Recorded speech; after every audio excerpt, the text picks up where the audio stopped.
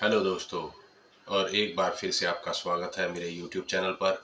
और मैं आपके साथ शेयर कर रहा हूँ वो पावरफुल बुक मैं कौन हूँ, जिसमें स्वामी विवेकानंद ने सरल शब्दों में एक आदमी के उन सवालों के जवाब दिए हैं, उन जिज्ञासाओं को शांत करने का प्रयास किया है जिनमें वह अक्सर उलझ कर रह जाता है कि आखिर वह है कौन। ये आत्मा परमात्मा कौन है, स्वयं को कैसे जाना जा सकता है, उसके जीवन का उद्देश्य क्या है, धर्म का जीवन में क्या महत्व है, जीवन की सार्थकता क्या है। ऐसे ही और भी कई अन्य सवाल और जिज्ञासाएं जिनकी पूर्ति करने के लिए इंसान हमेशा सोचता रहता है। तो आइए चलते हैं अब दूसरे अध्याय में। पहला अध्याय मैंने शेयर किया है, उसका वीडियो लिंक भी आपको इसके डिस्क्रिप्शन में मिल जाएगा अगर आपने उसे नहीं देखा है तो दूसरा अध्याय आत्म तत्व, आत्मा, जिसमें स्वामी विवेकानंद जी कहते हैं, तुम में से बहुतों ने मैक्स मुलर की सुप्रसिद्ध पुस्तक वेदांत दर्शन पर 3 व्याख्यान को पढ़ा होगा और शायद कुछ लोगों ने इसी विषय पर प्रोफेसर डायन की जर्मन भाषा में लिखित पुस्तक भी पढ़ी होगी। ऐसा लगता है कि पाश्चात्य देशों में भारतीय धार्मिक चिंतन के बारे में जो कुछ लिखा या पढ़ाया जा रहा है उसमें भारतीय दर्शन की अद्वैतवाद नामक शाखा प्रमुख स्थान रखती है। यह भारतीय धर्म का अद्वैतवाद वाला पक्ष है और कभी कभी ऐसा भी सोचा जाता है कि वेदों की सारी शिक्षाएं इस दर्शन में सन्निहित है। खैर, भारतीय चिंतन धारा के बहुत सारे पक्ष हैं और यह अद्वैतवाद तो अन्य वादों की तुलना में सबसे कम लोगों द्वारा माना जाता है।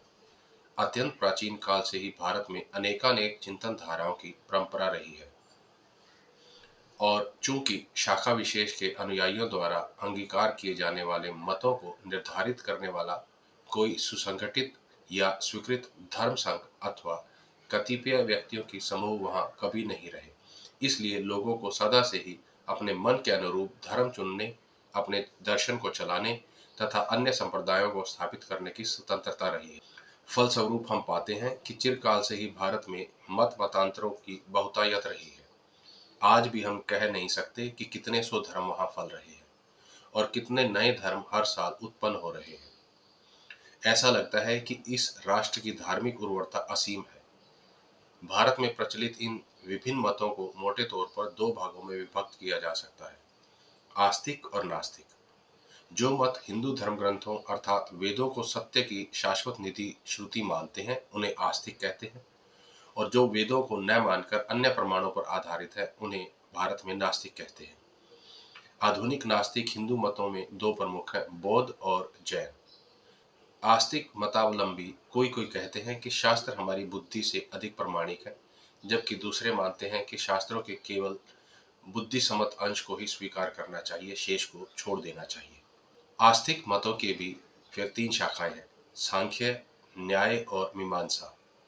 इनमें से पहली 2 शाखाएं किसी संप्रदाय की स्थापना करने में सफल न हो सकी, यद्यपि दर्शन के रूप में उनका अस्तित्व अभी भी है। एकमात्र संप्रदाय जो अभी भारत में प्राय सर्वत्र प्रचलित है वह है उत्तर मीमांसा अथवा वेदांत। इस दर्शन को वेदांत कहते हैं। भारतीय दर्शन की समस्त शाखाएं वेदांत यानी उपनिषदों से ही निकली है, किंतु अद्वैतवादियों ने यह नाम खासकर अपने लिए रख लिया क्योंकि वे अपने संपूर्ण धर्म ज्ञान तथा दर्शन को एकमात्र वेदांत पर ही आधारित करना चाहते थे। आगे चलकर वेदांत ने प्राधान्य प्राप्त किया और भारत में अब जो अनेकानेक संप्रदाय हैं वे किसी न किसी रूप में उसी की शाखाएं हैं। फिर भी ये विभिन्न शाखाएं अपने विचारों में एक मत नहीं है। हम देखते हैं कि वेदांतियों की 3 प्रमुख भेद हैं, पर एक विषय पर सभी सहमत हैं, वह यह है कि ईश्वर के अस्तित्व में सभी विश्वास करते हैं। सभी वेदांता यह भी मानते हैं कि वेद शाश्वत आप्त वाक्य है, यद्यपि उनका ऐसा मानना उस तरह का नहीं जिस तरह ईसाई अथवा मुसलमान लोग अपने अपने धर्म ग्रंथों के बारे में मानते हैं। वे अपने ढंग से ऐसा मानते हैं। उनका कहना है कि वेदों में ईश्वर संबंधी ज्ञान सन्निहित है और चूंकि ईश्वर चिरंतन है अतः उसका ज्ञान भी शाश्वत रूप से उसके साथ है, अतः वेद भी शाश्वत है।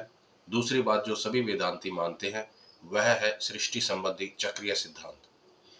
सब यह मानते हैं कि सृष्टि चक्रों या कल्पों में होती है। संपूर्ण सृष्टि का आगम और विलय होता है। आरंभ होने के बाद सृष्टि क्रमशः स्थूलतर रूप लेती जाती है और एक अपरिमेय अवधि के पश्चात पुनः सूक्ष्मतम रूप में बदलना शुरू करती है तथा अंत में विघटित होकर विलीन हो जाती है।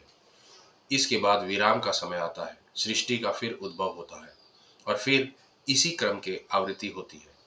ये लोग दो तत्वों को स्वतः प्रमाणित मानते हैं। एक को आकाश कहते हैं, जो वैज्ञानिकों के ईश्वर से मिलता जुलता है, और दूसरे को प्राण कहते हैं, जो एक प्रकार की शक्ति है।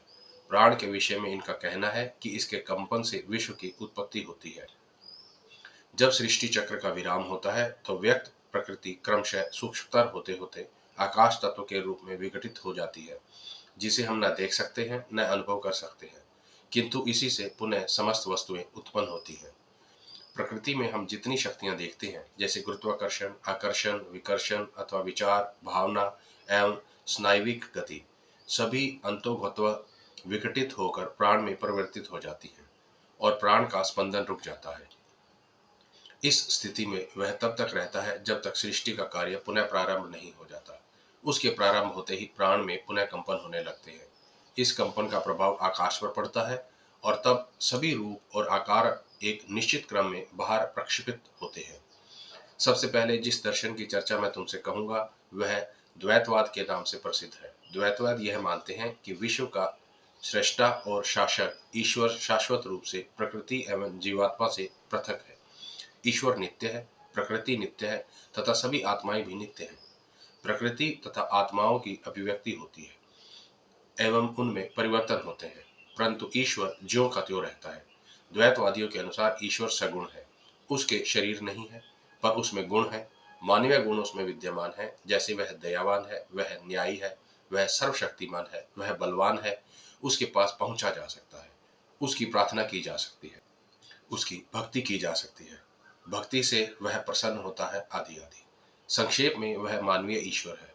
अंतर इतना है कि वह मनुष्य से अनंत गुना बड़ा है तथा मनुष्य में जो दोष है वह उसमें नहीं है।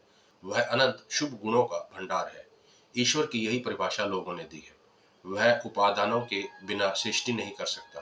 प्रकृति ही वह उपादान है जिससे वह समस्त विश्व की रचना करता है। कुछ वेदांतर द्वैतवादी, जिन्हें परमाणुवादी कहते हैं, यह मानते हैं कि प्रकृति असंख्य परमाणुओं के सिवा और कुछ नहीं है और ईश्वर की इच्छा शक्ति इन परमाणुओं में सक्रिय होकर सृष्टि करती है। वेदांती लोग इस परमाणु सिद्धांत को नहीं मानते। उनका कहना है कि यह नितांत तर्कहीन है। अविभाज्य परमाणु रेखागणित के बिंदुओं की तरह है, खंड और परमाणु रहित।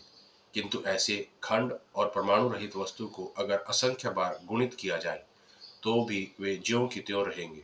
फिर कोई वस्तु जिसके अवयव नहीं, ऐसे वस्तु का निर्माण नहीं कर सकती जिसके विभिन्न अवयव हों।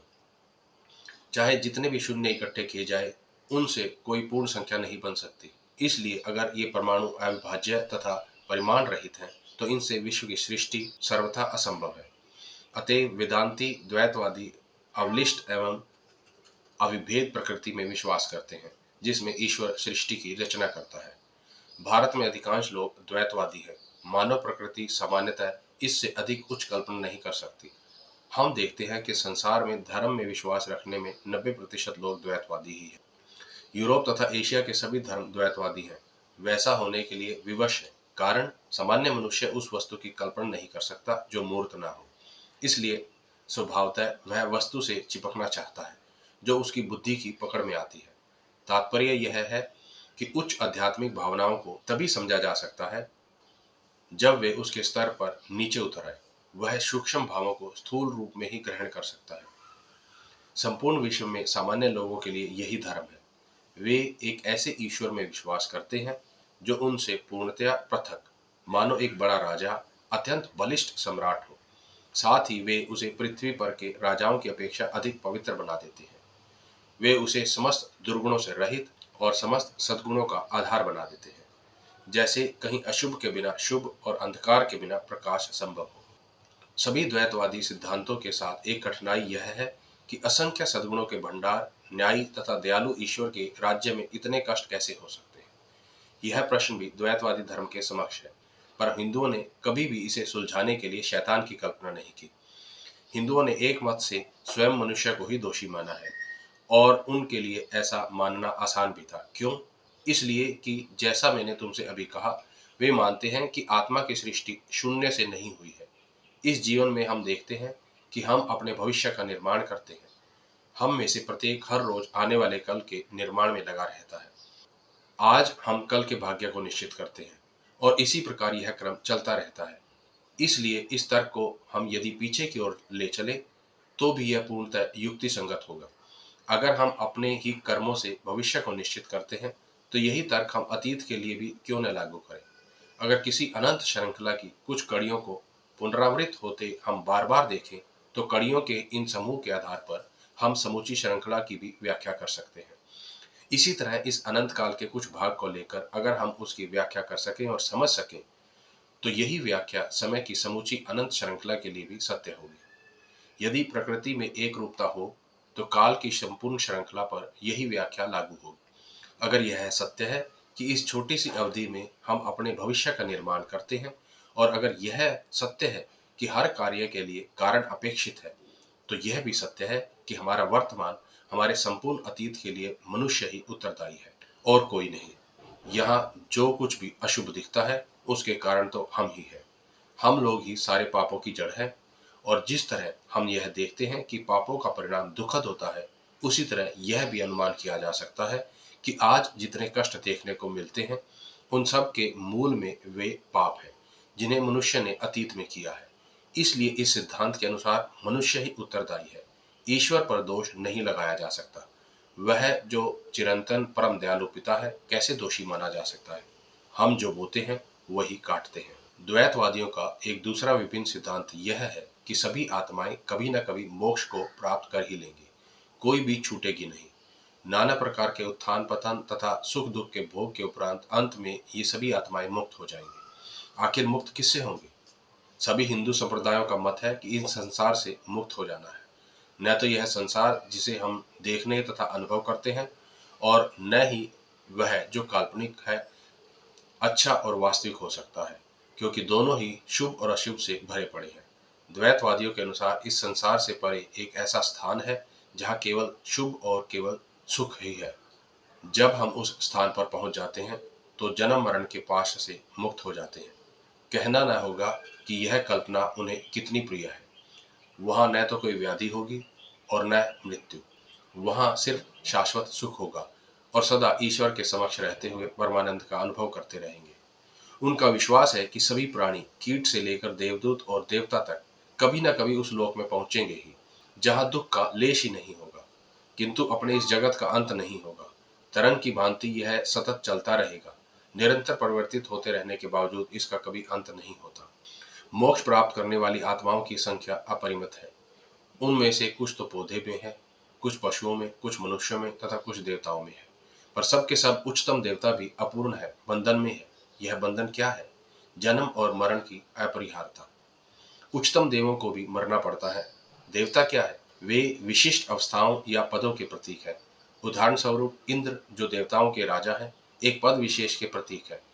कोई अत्यंत उच्च आत्मा इस कल्प से उस पद पर विराजमान है।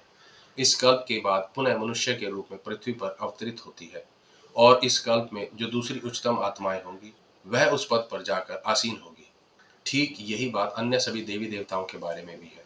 वे विशिष्ट पदों के प्रतीक हैं जिन पर एक के बाद एक करोड़ों आत्माओं ने काम किया है और वहां से उतरकर मनुष्य का जन्म लिया है। जो मनुष्य कल की आकांक्षा से इस लोक में परोपकार तथा अच्छे कर्म करते हैं और स्वयं अथवा यश प्राप्ति की आशा करते हैं वे मरने पर देवता बनकर अपने किए का फल भोगते हैं। याद रहे कि यह मोक्ष नहीं है।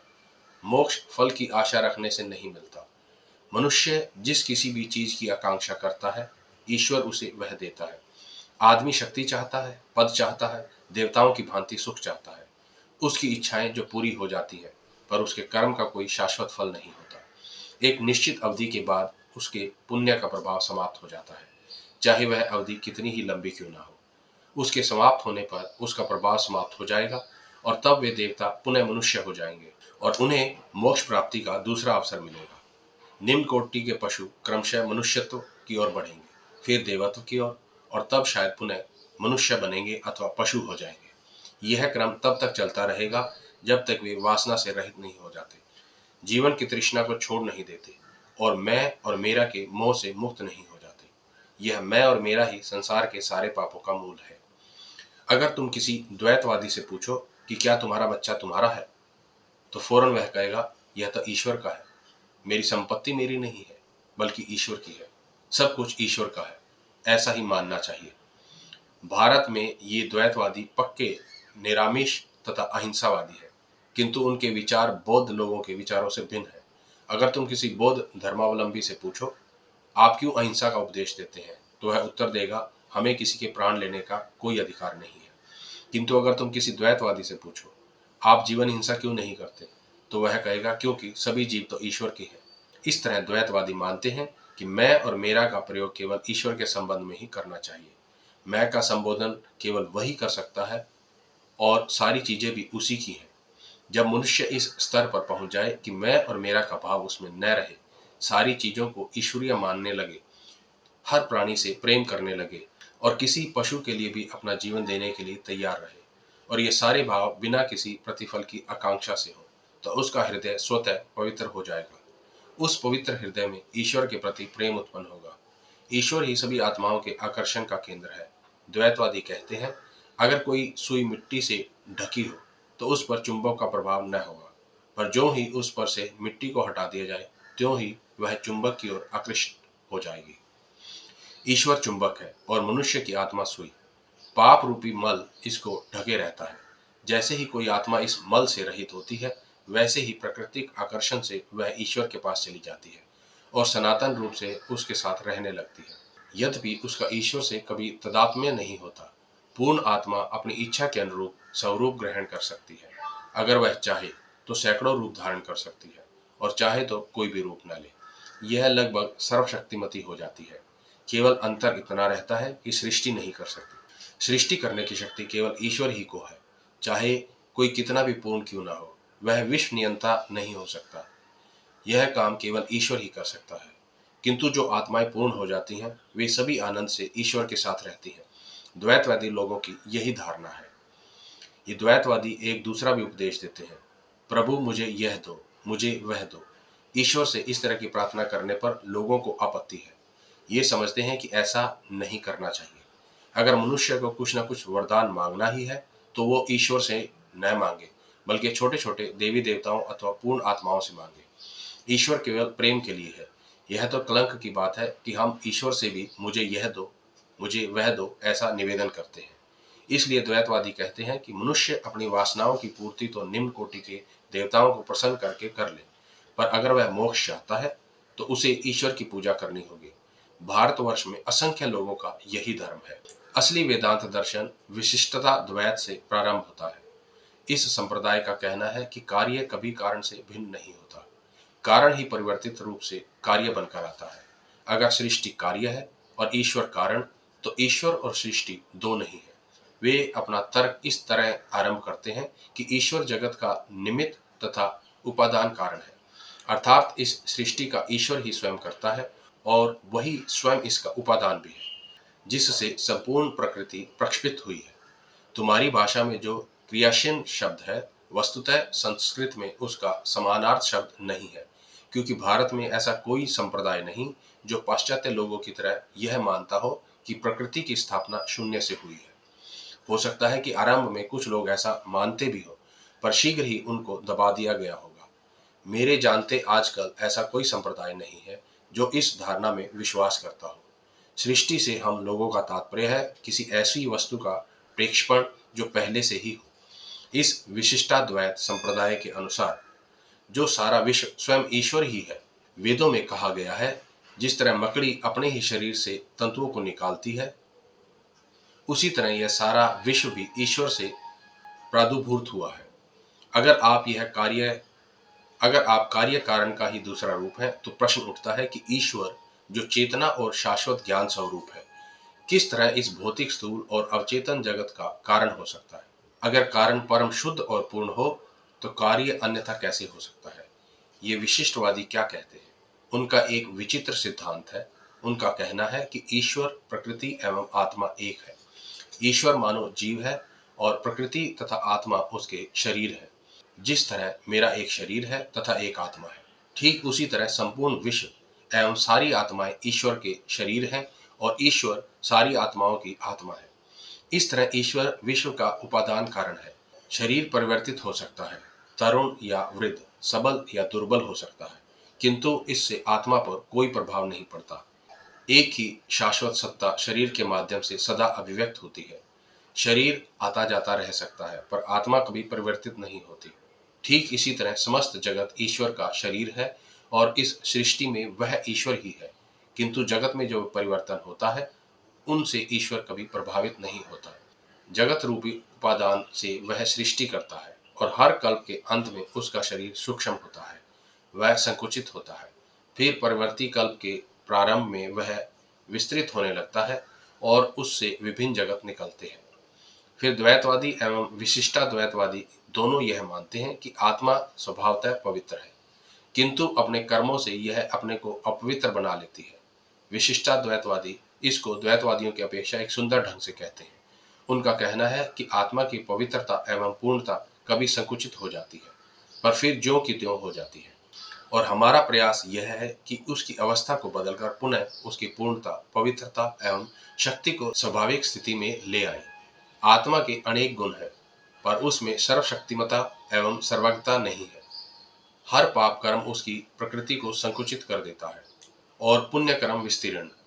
जिस तरह किसी प्रज्वलित अग्नि से उसी जैसे सैकड़ों स्फुलिंग निकलते हैं, उसी तरह इस अपरिमेय सत्ता ईश्वर से सभी आत्माएं निकली है। सबका उद्देश्य एक ही है। विशिष्ट द्वैतवादियों का ईश्वर भी सगुण है, पर विशेषता यह है कि वह विश्व के हर चीज में व्याप्त है। वह विश्व की हर वस्तु में हर जगह अंतर्निहित है। जब शास्त्र कहते हैं कि ईश्वर सब कुछ है, तो उनका तात्पर्य यही रहता है कि ईश्वर सब में व्याप्त है। उदाहरणतः ईश्वर दीवाल नहीं हो जाता, बल्कि वह दीवाल में व्याप्त है। विश्व में कोई ऐसा कण नहीं, ऐसा अणु नहीं जिसमें वह न हो। आत्माएं सीमित हैं, वे सर्वव्यापी नहीं है। जब उनकी शक्तियों का विस्तार होता है और वे पूर्ण हो जाती हैं, तो जरा मरण के चक्र से मुक्ति पा जाती हैं और सदा के लिए ईश्वर में ही वास करती हैं। अब हम अद्वैतवाद पर आते हैं। मेरे विचार से अब तक विश्व के किसी भी देश में दर्शन एवं धर्म के क्षेत्र में जो प्रगति हुई है, उसका चरमतम विकास एवं सुंदरतम पुष्प अद्वैतवाद में है। यह मानव विचार अपनी अभिव्यक्ति की प्रकाष्ठा प्राप्त कर लेता है और अभेद प्रतीत होने वाले रहस्य से भी पार चला जाता है। यह है अद्वैत वेदांतवाद। अपनी दुरूहता और अतिशय उत्कृष्टता के कारण यह जन समुदाय का धर्म नहीं बन पाया। आगे चलकर हम देखेंगे कि संसार महत्तम चिंतनशील व्यक्तियों को भी इसको समझने में कठिनाई होती रही है। हमने अपने को इतना दुर्बल बना लिया है, इतना नीचे गिरा लिया है। हम बातें चाहे जितनी बड़ी बड़ी करें, पर सत्य तो यह है कि स्वभावतः हम किसी दूसरे का सहारा चाहते हैं। हमारी दशा उन कमजोर पौधों की है जो किसी सहारे के बिना नहीं रह सकते। ओ, कितनी बार लोगों ने मुझसे एक आरामदायक धर्म की मांग की है। बस कुछ ही लोग हैं जो सत्य की जिज्ञासा करते हैं। उनसे भी कम लोग ऐसे मिलेंगे जो सत्य को जानने का साहस करते हैं, और उससे भी कम ऐसे हैं जो सत्य को जानकर हर प्रकार से उसकी कार्य रूप में परिणित करते हैं। यह उनका दोष नहीं, बल्कि उनके मस्तिष्क का दोष है। हर नया विचार, खासकर उच्च कोटि का, लोगों को अस्त व्यस्त कर देता है। उनके मस्तिष्क में नया मार्ग बनाने लगता और उनके संतुलन को नष्ट कर देता है। साधारणतः लोग अपने इर्द गिर्द के वातावरण में रमे रहते हैं और इससे ऊपर उठने के लिए प्राचीन अंधविश्वासों, वंशानुगत अंधविश्वासों, वर्ग, नगर, देश के अंधविश्वासों तथा इन सब की पृष्ठभूमि में स्थित मानव प्रकृति में सन्निहित अंधविश्वासों को विशाल राशि पर विजय प्राप्त करनी होती है। फिर भी कुछ तो ऐसे वीर लोग संसार में हैं जो सत्य को जानने का साहस करते हैं, जो उसे धारण करने तथा अंत तक उसका पालन करने का साहस करते हैं। तो अद्वैतवादी लोगों का क्या कहना है? उनका कहना है कि अगर कोई ईश्वर है, तो वह ईश्वर सृष्टि का निमित्त तथा उपादान कारण दोनों है। इस तरह केवल वह सृष्टा नहीं, अपितु सृष्टि भी है। वह स्वयं विश्व है। पर यह कैसे संभव है? शुद्ध चेतना स्वरूप ईश्वर विश्व कैसे बन सकता है? यह इस तरह संभव है। जिसे अज्ञानी लोग विश्व कहते हैं, वस्तुतः उसका अस्तित्व है ही नहीं। तब तुम और मैं और ये सारी चीजें जिन्हें हम देखते हैं क्या है? ये तो मात्र आत्म सम्मोहन है। सत्ता तो केवल एक ही है, और वह अनादि, अनंत और शाश्वत शिव स्वरूप है। उस सत्ता के अंतर्गत ही हम ये सारे सपने देखते हैं। एक आत्मा है जो इन सारी चीजों से परे है, जो अपरिमेय है, जो ज्ञात से तथा ज्ञेय से परे है। हम उसी में तथा उसी के माध्यम से विश्व को देखते हैं। एकमात्र सत्य वही है। वही सत्ता यह मेज है, दर्शक है, दीवाल है, सब कुछ है, पर वह नाम और रूप नहीं है। मेज में से नाम और रूप को हटा दें तो जो बचेगा वही वह सत्ता है। वेदांती लोग उस सत्ता में लिंग भेद नहीं मानते। लिंग तो मानव मस्तिष्क से उत्पन्न एक भ्रम है। आत्मा का कोई लिंग नहीं है। जो लोग भ्रम में हैं, जो पशु के सदृश्य हो गए हैं, वे पुरुष या स्त्री को देखते हैं। किंतु जो जीता जागता देवता है, वह नर या नारी में अंतर नहीं जानता। जो सारी चीजों से ऊपर उठ चुका है, उसके लिए लिंग संबंधी झमेला क्या। हर व्यक्ति, हर वस्तु शुद्ध आत्मा है, जो पवित्र है, लिंगहीन है तथा शाश्वत शिव है। नाम, रूप और शरीर जो भौतिक है, सारी भिन्नताओं के मूल है। अगर तुम नाम और रूप के अंतर को हटा दो तो सारा विश्व एक है। दो की सत्ता नहीं है, बल्कि सर्वत्र एक है। तुम और मैं एक है। न तो प्रकृति है, न ईश्वर और न विश्व। बस एक ही अपरिमेय सत्ता है, जिससे नाम और रूप के आधार पर ये तीनों बने हैं। ज्ञाता स्वयं को कैसे जान सकता है? वह नहीं जान सकता। तुम अपने आप को कैसे देख सकते हो? तुम अपने को प्रतिबिंबित भर कर सकते हो। इस तरह यह सारा विश्व एक शाश्वत सत्ता, आत्मा की प्रतिछाया मात्र है। और चूंकि प्रतिछाया अच्छे या बुरे प्रतिक्षेप पर पड़ती है, इसलिए तदनुरूप अच्छे या बुरे बिंब बनते हैं। अगर कोई व्यक्ति हत्यारा है तो उसमें प्रतिक्षेपक बुरा है, न कि आत्मा। दूसरी ओर अगर कोई साधु है तो उसमें प्रतिक्षेपक शुद्ध है। आत्मा तो स्वरूपतः शुद्ध है। एक वही सत्ता है जो कीट से लेकर पूर्णतः विकसित प्राणी तक में प्रतिबिंबित है। इस तरह यह संपूर्ण विश्व एक है, भौतिक, मानसिक, नैतिक, आध्यात्मिक। हर सृष्टि से इस एक सत्ता को ही हम विभिन्न रूपों में देखते हैं। अपने मन से अनेक बिंब इस पर अध्यस्त करते हैं। जिस प्राणी ने अपने को मनुष्यत्व तक सीमित रख लिया, उसे ऐसा लगता है कि यह संसार मनुष्यों का है, किंतु वो तो चेतना के उच्चतर स्तर पर है। उसे यह संसार स्वर्ग सा दिखता है। वस्तुतः एक ही सत्ता या आत्मा अखिल ब्रह्मांड में व्याप्त है। इसको न तो आना होता है न जाना, न यह पैदा होती है न मरती है, और न पुनः अवतरित होती है। आखिर यह मर भी कैसे सकती है? यह जाए तो जाए कहाँ? संसार और स्वर्ग आदि सारे स्थानों की व्यर्थ कल्पना तो हमने कर रखी है। न तो वे कभी रहे हैं, न अभी हैं, और न भविष्य में होंगे। मैं सर्वव्यापी हूँ, शाश्वत हूँ। तो फिर मैं जा कहाँ सकता हूँ? मैं कहाँ नहीं हूँ तो जाऊं कहाँ? मैं तो प्रकृति स्वरूप पुस्तक को पढ़ रहा हूँ। पृष्ठ पर पृष्ठ उलटता जा रहा हूँ, और जीवन का एक एक स्वप्न समाप्त होता जा रहा है। एक पन्ना पढ़ता हूँ तो एक स्वप्न समाप्त होता है, और इसी तरह यह क्रम जारी है। जब सारी पुस्तकें पढ़ डालूंगा तो उसे लेकर एक किनारे रख दूंगा।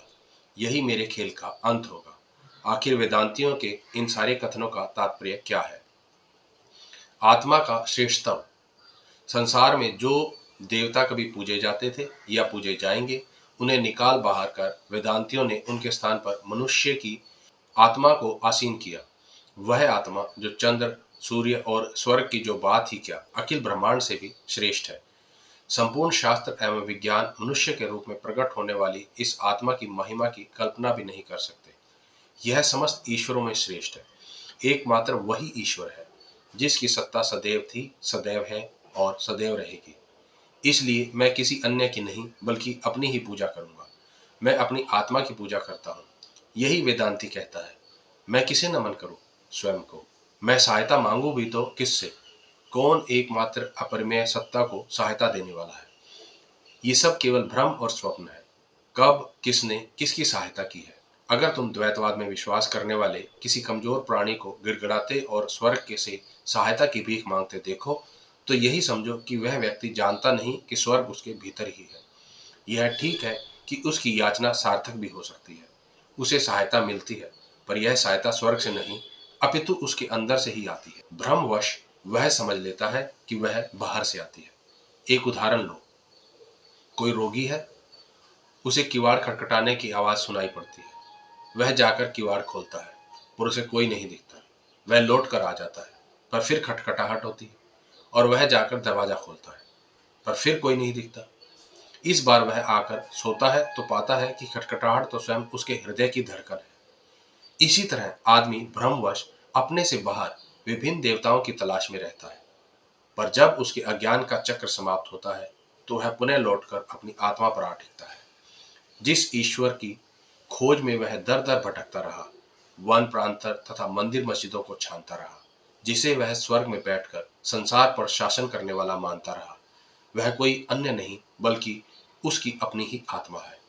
वह मैं है और मैं ही जो आत्मा हूं ब्रह्म है। मेरे इस तुच्छ मैं का कभी अस्तित्व नहीं रहा। तथापि किस प्रकार वह पूर्ण ब्रह्म भ्रमित हुआ है, वह भ्रमित नहीं हुआ। किस प्रकार पूर्ण ब्रह्म स्वप्न देख सकता है, उसने कभी स्वप्न नहीं देखा। सत्य कभी स्वप्न नहीं देखता। यह प्रश्न ही कि आत्मा को भ्रम कैसे हुआ बेतुका है। भ्रम से भ्रम की उत्पत्ति होती है, पर जैसे ही सत्य का दर्शन होता है भ्रम दूर हो जाता है। भ्रम सदा भ्रम पर आधारित रहता है। सत्य, ईश्वर तथा आत्मा कभी उसके आधार नहीं हो सकते। तुम कदापि भ्रम में नहीं हो, वही भ्रम में है जो तुम्हें तुम्हारे सन्मुख है। एक बादल है, दूसरा आता है और पहले को हटा देता है। जैसे अनंत नीले आकाश में रंगारंग बादल आते हैं, क्षण भर ठहरते हैं और अंतर्हित हो जाते हैं, पर आकाश ज्यों का त्यों शाश्वत नील रूप में विद्यमान रहता है। वैसे ही तुम भी शाश्वत पूर्णता और शुद्धता के साथ विद्यमान हो। यद्यपि भ्रम के बादल आते जाते रहते हैं, तुम ही वास्तविक विश्व देवता हो, बल्कि दो की भावना ही अयथार्थ है। एक ही तो सत्ता है। तुम और मैं कहना ही गलत है। केवल मैं ही कहूं। मैं ही तो करोड़ों मुंह से खा रहा हूं, बल्कि मैं भूखा कैसे रह सकता हूं। मैं ही तो करोड़ों करों से काम कर रहा हूं, फिर मैं निष्क्रिय कैसे हो सकता हूं। मैं ही समस्त विश्व का जीवन जी रहा हूं, मेरे लिए मृत्यु कहां है। मैं जीवन और मृत्यु के परे हूं, मुक्ति की खोज कहां करूं। मैं तो स्वभाव से ही मुक्त हूं। मुझे इस विश्व के ईश्वर को बांध कौन सकता है। संसार के धर्म ग्रंथ मानो छोटे छोटे नक्शे हैं जो मेरी महिमा को, मुझे अनंत विस्तारी सत्ता को चित्रित करने का प्रयास करते हैं। ये पुस्तक मेरे लिए क्या है। इस प्रकार अद्वैतवादी कहते हैं। सत्य को जान लो और क्षण भर में तुम मुक्त हो जाओ, सारा अज्ञान भाग जाएगा। जब एक बार मनुष्य विश्व की अनंत सत्ता से अपने को एकीभूत कर लेता है, जब विश्व की सारी पृथकता विनिष्ट हो जाती है, जब सारे देवता और देवदूत, नर नारी, पशु और पौधे उस एकत्व में विलीन हो जाते हैं, तब कोई भय नहीं रह जाता। क्या मैं अपने आप को चोट पहुंचा सकता हूं, अपने को मार सकता हूं। क्या मैं अपने को आघात पहुंचा सकता हूं। डरना किससे, अपने आप से डर कैसा। जब ऐसा भाव आ जाएगा, तब समस्त दुखों का अंत हो जाएगा। मेरे दुख का कारण क्या हो सकता है। मैं ही तो समस्त विश्व की एकमात्र सत्ता हूं। तब किसी से ईर्ष्या नहीं रह जाएगी, क्योंकि ईर्ष्या किससे, स्वयं से। तब समस्त अशुभ भावनाएं समाप्त हो जाएंगी। किसके विपक्ष में मैं अशुभ भावना रख सकता हूं, स्वयं के विरुद्ध। विश्व में मेरे सिवा और है ही कौन। और वेदांती कहता है कि ज्ञान प्राप्ति का एक ही मात्र है, विभेद के भाव को विनिष्ट कर डालो। यह अंधविश्वास विविधता का अस्तित्व है, इसे समाप्त कर डालो। जो अनेकता में एकता का दर्शन करता है, जो इस अचेतन जड़ पिंड में एक ही चेतना का अनुभव करता है, एवं जो छायाओं के जगत में सत्य को ग्रहण कर पाता है, केवल उसी मनुष्य को शाश्वत शांति मिल सकती है, और किसी को नहीं, और किसी को नहीं। ईश्वर के संबंध में भारतीय दर्शन ने जो 3 कदम उठाए, उनकी ये ही प्रमुख विशेषताएं हैं। हमने देखा कि इसका प्रारंभ एक ईश्वर की कल्पना से हुआ जो सगुण व्यक्ति है तथा विश्व से परे है। यह दर्शन बृहद ब्रह्मांड से सूक्ष्म ब्रह्मांड ईश्वर तक आया, जिसे विश्व में अंतर्व्याप्त माना गया, और अंत में आत्मा ही को परमात्मा मानकर संपूर्ण विश्व में एक सत्ता की अभिव्यक्ति को स्वीकार किया गया। वेदों की यही चरम शिक्षा है। इस तरह यह दर्शन द्वैतवाद से प्रारंभ होकर विशिष्टता द्वैत से होता हुआ शुद्ध अद्वैतवाद में विकसित होता है। हम लोग जानते हैं कि संसार में बहुत कम लोग ही इस अंतिम अवस्था तक आ सकते हैं, या यहाँ तक कि इसमें विश्वास करने का साहस रख सकते हैं, और इसे व्यवहार में लाने वाले तो उससे भी विरले हैं। फिर भी इतना तो स्पष्ट है कि संपूर्ण नीतिशास्त्र और आध्यात्मिकता का रहस्य यही है। क्यों सब लोग कहते हैं कि दूसरे की भलाई करो, इसका कारण कहाँ है। क्यों सभी महान व्यक्ति मानव जाति में विश्व बंधुत्व की शिक्षा देते हैं, और महत्तर व्यक्ति समस्त प्राणियों में। कारण यह है कि चाहे वे जाने या न जाने, पर उनकी हर धारणा, उनके हर तरकीन एवं व्यक्तिक अंधविश्वास के मूल में निहित एक आत्मा का शाश्वत प्रकाश बार बार अपनी अनंत व्यापकता को प्रकट करता है, अनेक रूपों में विद्यमान अपनी एक सत्ता का प्रतिपादन करता है। फिर भारतीय दर्शन अपने चरमावस्था पर पहुंचकर विश्व को यूं व्याख्या करता है, विश्व एक ही है, पर इंद्रियों को यह भौतिक लगता है, बुद्धि को आत्माओं का संग्रह दिखता है और आध्यात्मिक दृष्टि से ईश्वर के रूप में प्रकट होता है। उस व्यक्ति को जो अपने ऊपर पापों का पर्दा डाले रहता है, यह ग्रहित लगेगा, किंतु जो सत्य आनंद की खोज में है, उसे यह स्वर्ग सा लगेगा, और जो आध्यात्मिक रूप से पूर्णतः विकसित है, उसके लिए यह सब अंतर्निहित हो जाएगा, उसे केवल अपनी ही आत्मा का विस्तार प्रतीत होगा। अभी वर्तमान समय में समाज की जैसी स्थिति है, उसमें दर्शन की इन तीनों अवस्थाओं की नितांत आवश्यकता है। ये अवस्थाएं परस्पर विरोधी नहीं, बल्कि एक दूसरे की पूरक है। अद्वैतवादी अथवा विशिष्टता द्वैतवादी यह नहीं कहते कि द्वैतवाद गलत है, वे कहते हैं कि द्वैतवाद भी ठीक है, पर कुछ निम्न स्तर का। यह भी सत्य की ओर ले जाता है। इसलिए हर व्यक्ति को अपना अपना जीवन दर्शन अपने विचारों के अनुसार निश्चित करने की स्वतंत्रता है। तुम किसी को आघात मत पहुंचाओ, किसी की स्थिति को अस्वीकार मत करो, जिस स्थिति में वह है स्वीकार करो, और यदि तुम कर सकते हो तो उसे अपने हाथों का सहारा दो और उसे एक उच्चतर स्तर पर ले जाओ, पर उसे हानि न पहुंचाओ और उसे विनिष्ट मत करो। अंत में तो सबको सत्य को ही पाना है। जब सारी वासनाओं का अंत हो जाएगा, तब यह नश्वर मानव ही अमर बनेगा, तब यह मानव ही ईश्वर बन जाएगा। यह अमेरिका में दिया गया एक व्याख्यान था। दोस्तों, ये अध्याय यहीं समाप्त होता है। उम्मीद करता हूँ आपके लिए ये कुछ नए विचारों को उत्पन्न करेगा, कुछ नए दृष्टिकोण देगा और एक नई रोशनी की ओर लेके जाएगा। मिलेंगे अगले अध्याय में दोस्तों, और कमेंट कर मुझे जरूर बताएं कि आपको ये कैसा लग रहा है। धन्यवाद।